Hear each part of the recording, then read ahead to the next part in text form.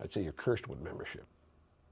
You're cursed What with. did I say? You said blessed. Blessed. You're cursed. It's a cursing. I mean, Absolutely. I mean, 100% I agree. It's in You're perspective. blessed and cursed. I think it's what prism you see it through, man. But it's a Right. cursing. It's a cursing, man. No, you're right.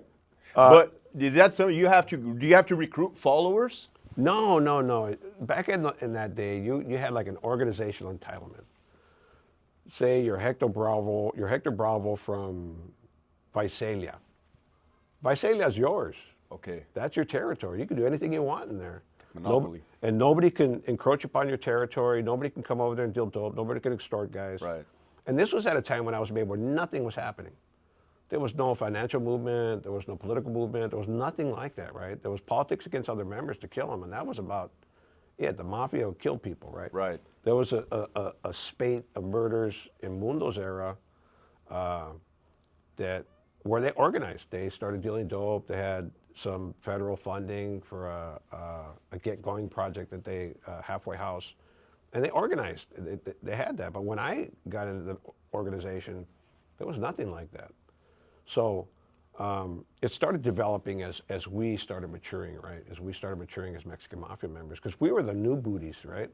The new guys, and we didn't have the ability to do that. We're always kept in check, like we weren't allowed to flourish like that. Was there anybody else from Artesia made at that time? Yeah, there were 5 of us. 5. There were 5 of us. We were one of the most well-represented gangs in Southern California. So how did that play a role in dividing territory or monetization? It didn't kick in until much later, until our era, the Pepsi generation. Right. Right. But at that time, there was really nothing going on. Like, if I knew a homeboy, he would kick me down dope or send me canteen money. That's how little it was. Like, if I wanted dope, I'd go to one of my homeboys and say, "Can you send some dope?" And they'd send a couple grams or whatever, right? It was nickel diming. It was truly, the Mafia was nickel diming. And I don't say that with disrespect to the organization. I speak about the reality of the organization, right? And I mean history. I mean no disparaging remarks. I get that some members are going to see this, but it was the reality of the organization. There was nothing going on. It wasn't until like the 90s where it really kicked off, where the extortion, the taxation, stopping the drive-bys, all those things took place.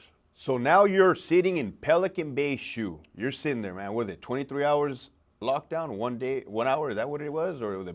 It's 22 and a half, 90 days yard. Now it's like, actually the shoe doesn't exist anymore. Correct. It doesn't exist anymore. But it's 22 and a half hours in your cell every day in a little concrete box. And that's all you got. You got letters. You don't get phone calls. You get non-contact visits. You're 1,000 miles away from your base of power. And it was a pretty austere environment. Now, did you have a same routine over and over again? Every day? It's repetitive, I think you really pass time by specific benchmarks like when chow comes, right? Count time. Count time, it's like you got the 4 o'clock count, you got the 11 o'clock count, and you know what time it is based on those counts, right? I used to gauge time by the catwalk. I'd be sitting in my cell and you hear him walking on that grating, that elevated grating that's above ground. That's the catwalk where it's above you, where the gunners, the security officers that run the control booths, when they walk on that, you hear it. So you know it's shift change. Even if you weren't paying attention, if you heard that noise, it's shift change. Or you'd hear the chow carts rolling, and you gauge the time based on that.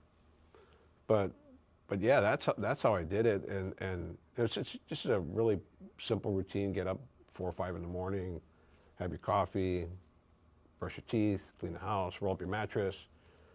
It's a perfunctory